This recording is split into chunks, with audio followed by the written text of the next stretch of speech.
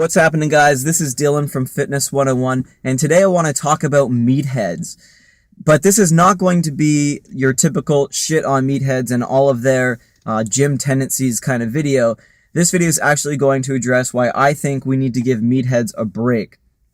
But before we get into it, what is a meathead? I think at least in in the fitness scene, meatheads are typically male, often very muscular, very vain, stare at themselves a lot in the mirror. Maybe they grunt a lot. Maybe they're not the most generous and conscientious people in the world. I think these are kind of the general characteristics that we associate with the meathead. And they seem to be quite abundant in fitness culture. I mean, if you go into any gym, you could probably find one or two of these guys working out at any time that would kind of meet these criteria. But why are there so many people like this in gyms all across North America and Europe and wherever else people are working out? I think that it is becoming a meathead is the ends to a natural progression for any guy who's getting into the gym and becoming stronger and more dominant. But let's take a couple steps back and kind of explain this. When you were a kid, did your mom ever say things to you like, "Big boys use the toilet," or "Put on your big boy jacket"? My mom certainly said things like this to me, and I think the reason why she did is because I responded very well to it. From a very young age, we seem to understand that becoming stronger, becoming smarter, becoming more competent is extremely important and extremely reinforced within our society. So it matters to us, and we kind of rise to the occasion when our moms say, "Put on your big boy jacket." You think, yeah, I want to put on my big boy jacket because I'm a big boy. And yeah, you know what I mean? I use the toilet, and it's a point of pride. And in popular culture, media, I mean, it's extremely abundant. You turn on the TV, what are you going to see?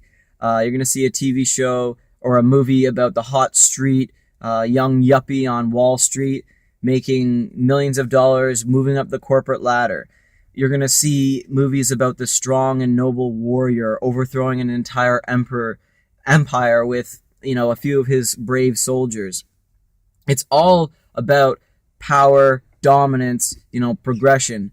And the gym kind of fits this model perfectly. You get into the gym, you're 14 years old, you're on the brink or starting puberty, and you've got all this testosterone in your body, start working out.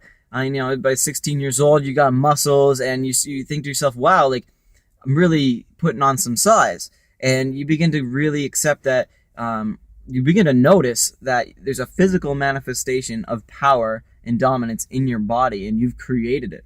So it's not difficult to kind of take that and run with it. And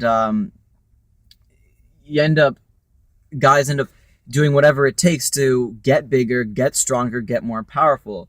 So you have things like steroids and human growth hormone, and other steroid hormones like insulin and things like this, where people are taking them because it means that they will be able to get bigger and stronger and more powerful and continue the progression. So these guys you see in the gym where they're grunting and they're enormous and they're putting on a whole spectacle and they're, admiring themselves in the mirror, these are just guys who have fallen kind of victim to this progression where they've kind of really, really taken it and exaggerated it and chased after. The problem is there's no upper limit to dominance. There can always be more. You can always be more powerful. You can always be smarter. So you kind of get into the philosophy of I'll do whatever it takes. And my first year university roommate used to say, we're here to survive, thrive, and reproduce. And I certainly agree with that, at least in the evolutionary perspective.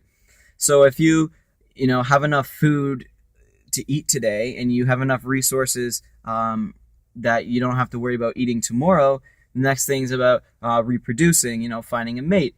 And you become an asset to a female by being powerful, being able to take care of her, provide for her, and protect her. So we're very much wired up for this kind of pursuit.